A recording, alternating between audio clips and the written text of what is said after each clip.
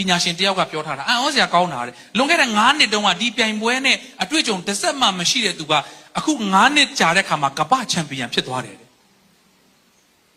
ခုနနော်တစ်ချက်ကြည့်လိုက်တဲ့ခါမှာအင်တာဗျူဝါကသူ့ကိုမေးတယ်ဘယ်လိုအောင်ပွဲခံဖို့စဉ်းစားထားလဲလို့ပြောတော့ကျွန်တော်တို့တဲတဲ့ဟိုတယ်ကိုအရင်ပြန်ပြီးတော့ကျွန်တော်တို့အဖွဲ့တွေဂျေဇုတော်ချီးမွမ်းပြီးအရင်ဆုံးဆုတောင်းမယ်လို့သူဖြေတယ်ဟာလေလုယာဟာလေလုယာစဉ်းစားကြည့်နော်လူငယ်လေးတယောက်ချင်းတောင်ကနေရွာကနေနော်ဆင်းလာပြီးတော့မှအမေရိကကိုချိန်မှာရောက်ပြီးတော့မှနောက်ကြမှနော်ဟိုမှာမွေးတဲ့ဟိုမှာကြီးတဲ့သူတွေအများကြီးကြားထဲမှာအဲ့ဒီလူငယ်လေးတယောက်ကိုဘုရားအသုံးပြုပြီးတော့မှကိုအားကိုးတဲ့သူဆိုရင်တော့အေးငါတို့ဘလို့ပါတီလုပ်မယ်ပါညာဖြစ်မှာပေါ့ယုံကြည်သူတယောက်အနေနဲ့ဖြစ်တဲ့ခါမှာ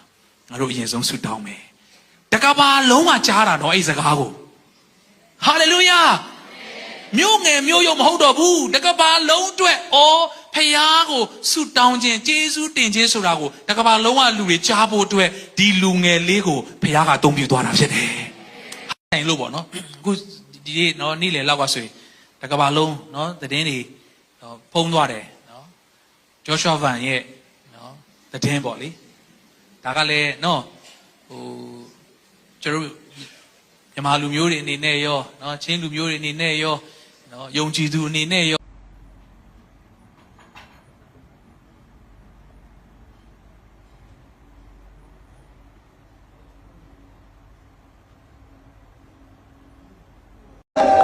နေယူ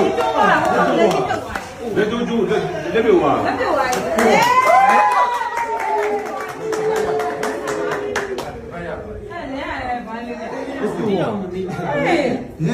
ပြန်လာပဲလေဘယ်လိုလဲတစ်စက္ကန့်3စက္ကန့်ပဲရှိသေးတယ်လက်ကျိုးပါလက်ကျိုးပါနိုင်ပါပြီနော်ဟုတ်တယ်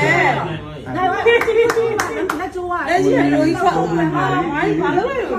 တမန်လားနမတမန်ကျိတ်ပြီစက္ကန့်ပဲရှိသေးတယ်စက္ကန့်ပဲရှိသေးတယ်လုံးဝတီတီရှိမှာကျိတ်ပြီပြန်ပြန်ပြန်ထောက်ကြပါထောက်ကြပါဒီမှာလက်ကျိုးကြာပါ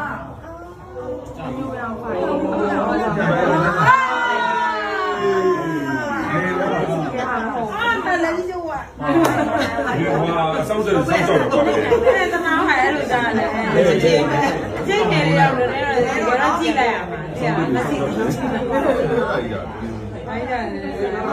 လဲ